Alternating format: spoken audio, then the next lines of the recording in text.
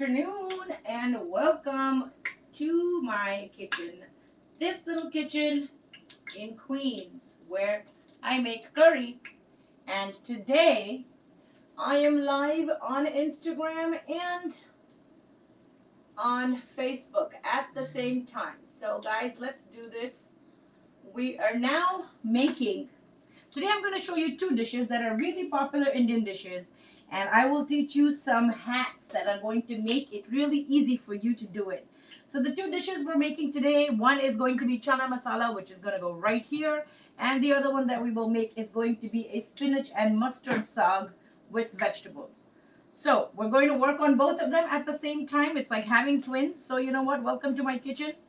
The first thing that we're going to do for both is put some ginger and garlic paste. This is grated. You can use paste.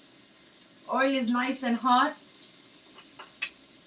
By the way, I'm going to try to keep an eye on the chat, but because I'm on two devices, if I miss out on something, forgive me. I will try to catch up as soon as I can.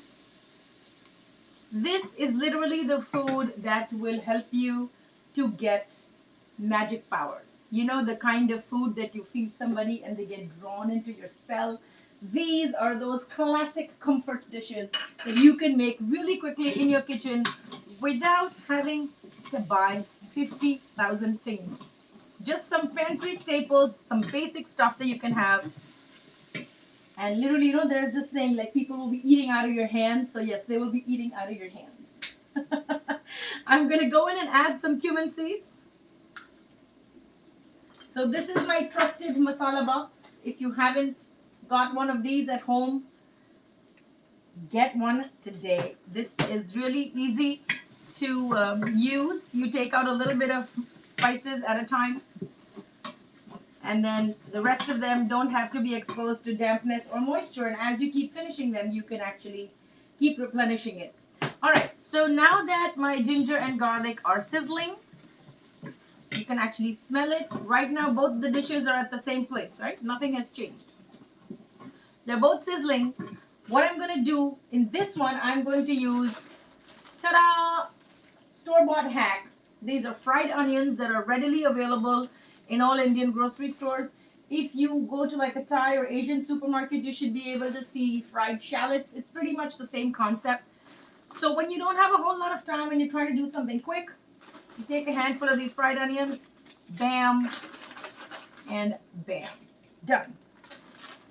This is done. All right, so we just saved ourselves 7 minutes of cooking time by using these fried onions. Now there's already oil in them, so you don't really need that much oil in the dish to begin with, so I think it's a win-win. Onto this one, I'm going to add 2 medium red onions. Now if you always wonder whether to use red onions or white onions in your dish, here's a quick tip. If you're doing a deep, heavy, earthy, um, rich dish, and that's the curry you're going for, then use the red onions.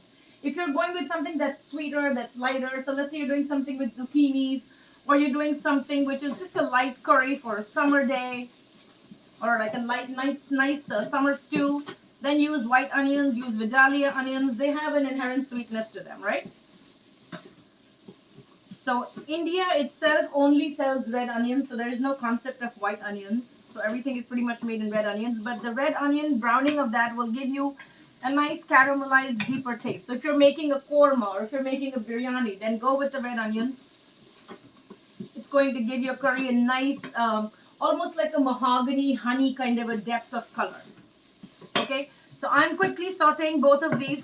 And this method that I'm showing you for the chickpea curry, honey, I cannot tell you. I have fed almost about 700 people in different events using this method. I take my Instapot, I take my can of chickpeas, I take my cans of tomato and coconut milk, and I have fed about 700 people. In Albany, in Queens Eats, those are the events that I did as a pre-startup, and everybody loved the food. So much so that people from across the room would actually smell the simmering of the curry and come all the way just to see what I was cooking, right? So yes, those were free tastings and nobody paid anything, but it really helped me to understand and test the market and really see that there was a need for my kind of food, right? So thank you all, whoever is tuning in and joining me. I greatly appreciate that you're trying to spend your Sunday with me. Without your support, Queen's Curry Kitchen is really nothing. And I really, really value your time and attention that you give me, which is why I try to do as many dishes as I can, and I try to make them quick and easy so that it's simple and it's very doable for you. Okay, we're going to keep sauteing these tomatoes. This is a can of tomatoes, so it doesn't get any easier than that.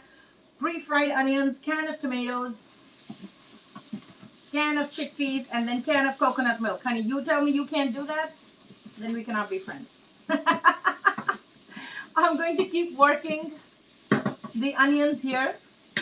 So for this dish, I'm combining mustard greens, which came from the can. This is also canned mustard greens that I bought from the Indian grocery store.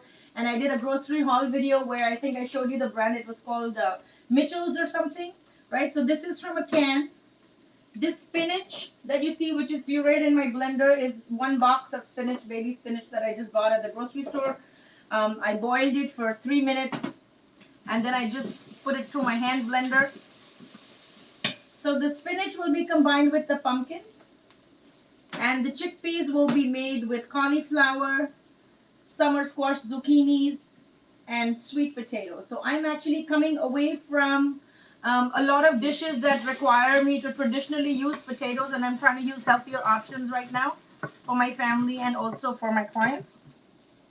And everybody seems to love it. So if you're trying to move away from eating too much potato, your substitutes could be yam. It could be sweet potato. It could also be green banana. So those are all some of the things that you can do. I'm going to come back to this one and give you a really quick tip. Whenever you add tomatoes of any kind, try to add enough salt into it so that it will start to draw out all the moisture. Okay? I'm not going to add any other spice at this point. I will only be adding Queen's Curry Kitchen's classic tikka masala blend, and this is a great spice blend for all of the North Indian dishes. So whether you're trying to make a tikka masala sauce, whether you're trying to make North Indian style biryani, whether you're trying to make a korma, chana masala, dal makhni, all of your favorite dishes from the Indian restaurants, this is the only spice you need. It's on my website, so I'm not going to brag about it, but not because I made it, but it's really actually good. You need only about 1 tablespoon per serving per person, and you dissolve it in water and throw it in there, and you'll get the most aromatic curries ever. Okay, now these onions are browning. You can see they're getting a lot of color. So to this, I'm going to add fresh tomatoes and 1 long hot green chili, like just these, which are not even spicy. You see that? So they're not that spicy, but they have a nice flavor to them. My masala here is burning, so I have to keep an eye on it. I will also add a little bit of the tomato puree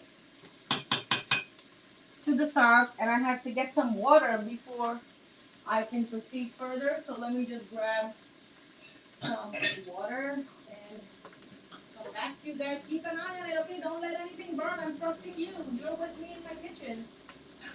Keep an eye on this stuff, guys. Imagine if you had a friend who would put something on the pot and then put you in charge. It's like somebody going to the movies and leaving the twins with you. Would that freak you out, like taking care of somebody else's kids? Yeah, right? I don't know, it depends. I mean, if you know the kids, then it's easy.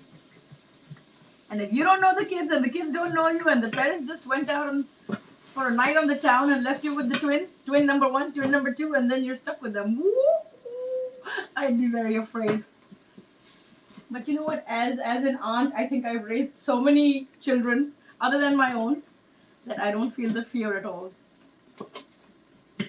And then when someone says, "Oh my God, what am I gonna do if she cries?" Well, if she cries, then entertain her, make her keep quiet. Like, it's not that big of a deal, bro. Okay, so now is the time to add the spice blend, which I already have in my masala box. Yeah. So I'm gonna take a scoop of the spice blend. I already added the water. So I'm making about 3 portions, right? So I'm going to do like 4 portions. So this is a 24-ounce container. I'm going to make 2 of these by the time all the vegetables get added.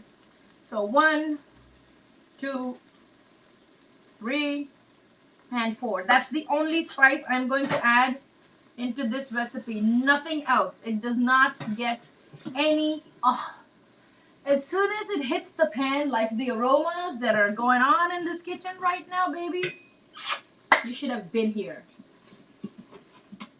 Right? Yeah.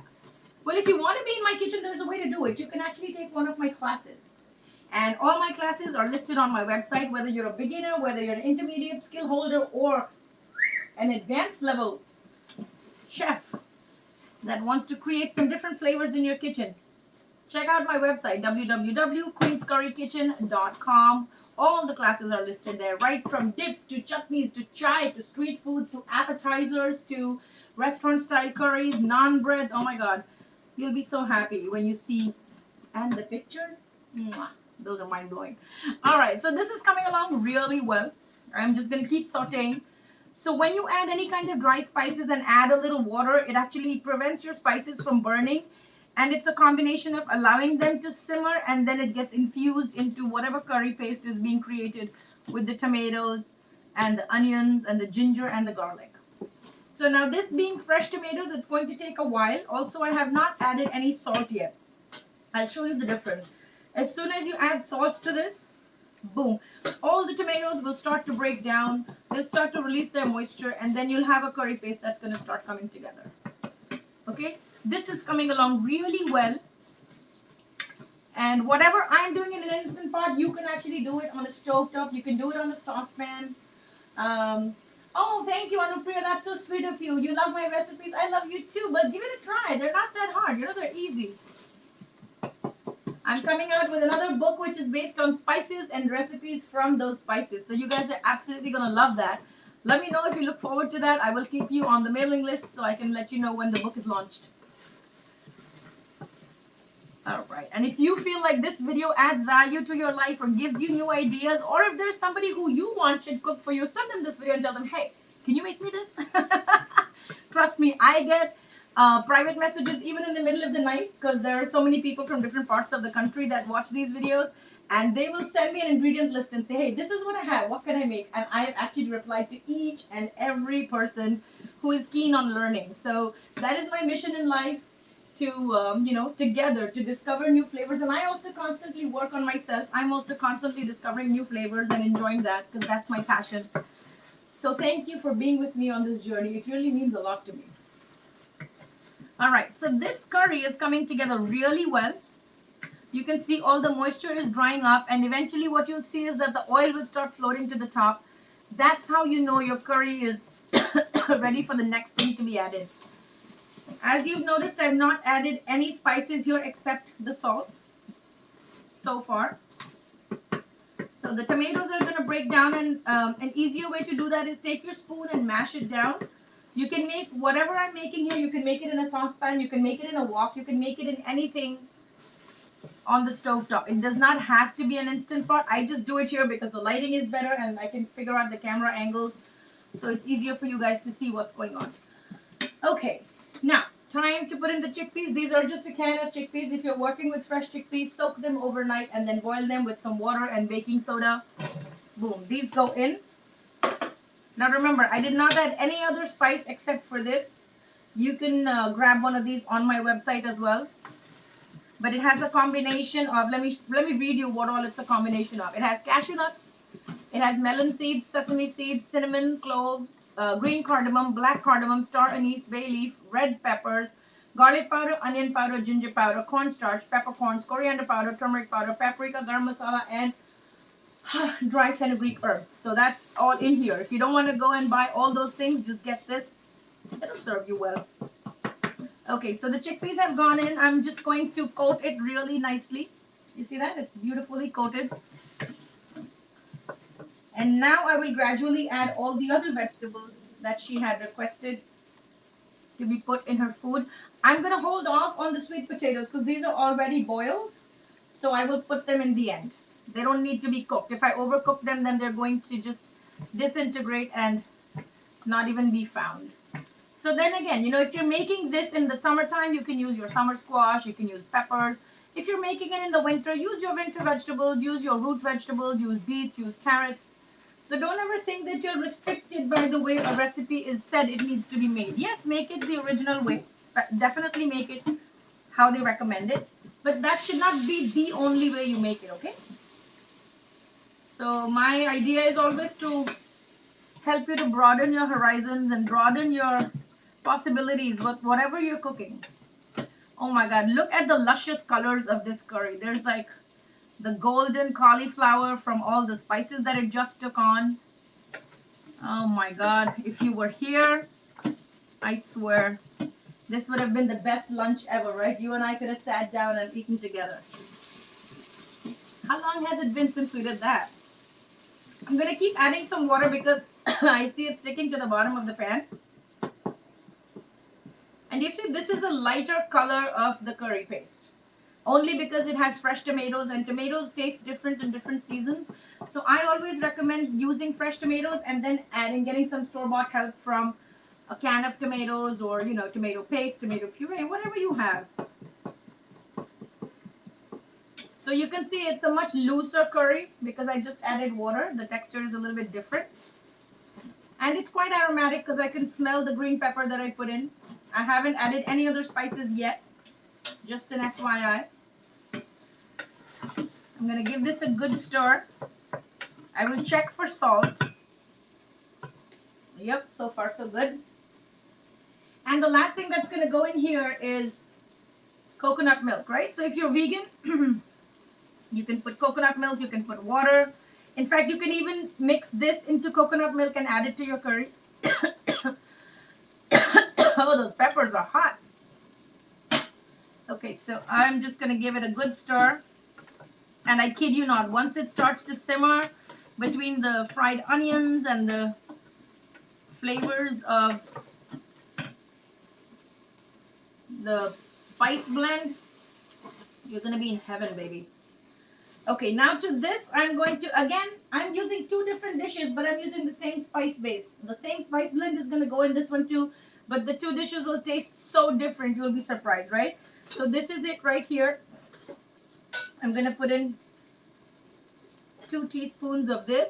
I will also add a little extra paprika. I will add 1 teaspoon of coriander powder just to give it a little distinction from this. Okay? So even if you increase one spice or one herb and keep using the same base for all your gravies, it will still have a very, very different taste. I promise you. We're going to give this a good stir. The coconut milk is simmering already. Oh my god, look at this. Check this out. Imagine biting into this warm, earthy chickpea curry stew with all these vegetables. You have the summer squash, you have the cauliflower. It's sweet, it's tangy, it's spicy. It's just totally yummy. Yes, these are all live cooking videos, Chef Aman. And the idea is that you're never too far away from a healthy meal. And if anybody feels inspired to cook along with me, it really makes my day.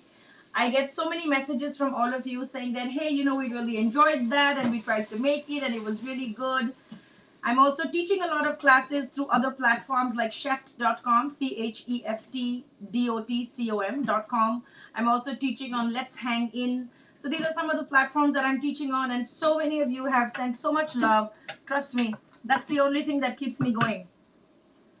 In a time when so many things are uncertain, when the love in your life is certain and you know that what you share with others is helping them, it really motivates me to get up and do this together with you.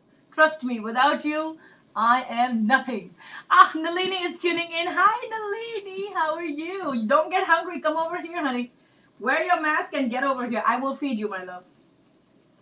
All right, so this curry paste is now, you see how the color is a little deeper than what it was? So it was nice and, it was a little pale red to begin with. Now it's bright. So what we are going to do is, now we're going to add in the spinach puree. This is from boiled spinach. Waste nothing.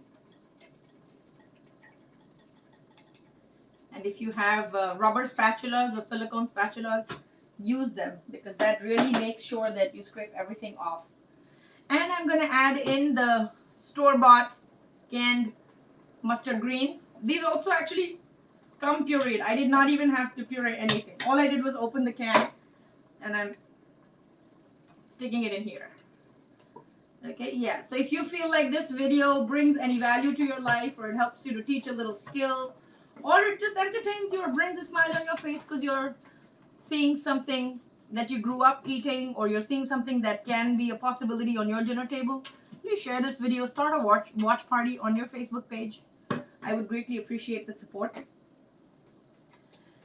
Alright, so both the curries are looking really good. This is actually simmering away. I checked the salt on this. It's absolutely rocking. And because the chickpeas are already boiled, I don't have to overcook them. So I still have a little bit of coconut milk, which I may need to add if I feel like it's getting too thick. Whoa, this is already bubbling. So I'm going to check the salt and seasoning in this one as well. You see how it's bubbling? To this I'm going to add pumpkin. Yeah, it's a very unusual combination. Usually with spinach we eat paneer, but I'm cooking vegan. So instead of paneer, I'm going to add pumpkin pieces. So it's going to give it a nice sweetness. And I'm also going to share this with one other family, and they are trying to eat as much vegetable as possible. They don't do dairy. So I just thought that this would be a very good idea to share this meal, since I have such a huge can of chickpeas. Okay, the salt is looking really good in this. Now I'm going to close this. It doesn't need any more liquid than that. If you feel like you want to add a little more cooking liquid, you can either add some coconut milk or some water, whatever you want, and just give it a little extra room so that by the time it's done pressure cooking, it'll be the right consistency. When I finish this dish, I will be adding some ginger juliennes and cilantro. So the family that I'm going to share this food with is part Jamaican, and they love heat. They even have a 3-year-old who loves my food, and so I have to put extra heat because they just love heat. Alright, so this is going to go in. If you were doing this on a stovetop, you would just cover it and let it simmer till the pumpkin is actually nice and fully softened, but keep an eye on it because you don't want it to fall apart. So ideally in an instant pot, if you have one, if you did a manual setting for about 4 minutes, it should be good. It holds the shape of the pumpkin. It does not disintegrate, and yet when you cut in through it with a fork, it's absolutely super soft. Okay, so I'm going to go in here as well. I will add a little paprika because this curry is looking a little too orange, and I just want that little red tinge without making it sour with tomato puree. So I'm going to add a little more paprika. Bam! Right? So you see, not too much chopping of the onions, not too much mess. Everything is here because this is where the magic is at, baby. I did all the work for you so you wouldn't have to do it. And this is so simple. I remember when I was sick, my daughter was cooking for us and she was using this all the time. So my inventory got wiped out, but at least I was glad that we were eating good food that we were familiar with. Oops, wait a minute. I forgot about the sweet potatoes. Ta-da! So let me stick those in. And I'm also going to program this for 4 minutes. So manual and 4 minutes. Again, if you were doing this on a stovetop, all you would do is just keep an eye on it till the cauliflower is tender.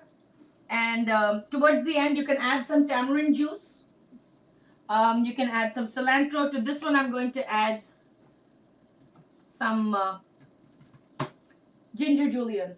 I completely forgot. From the aroma, I think it intoxicated me too much. I forgot what I was going to say. But see, so that's where I'm at with my process. It's done, so it's time to clean up, and this is going to take 4 minutes. By the time I finish everything, lunch will be ready. So if you were here and you spent the time with me, I really appreciate it. I value each and every one of you. Feel free to leave comments. If there's anything related to Indian food or curry Q&As that you have, drop it in the link below. Next Monday coming up is going to be my Meatless Monday class. Yes! So it's going to be a live day of meatless eating, and you will cook all 3 meals with me live.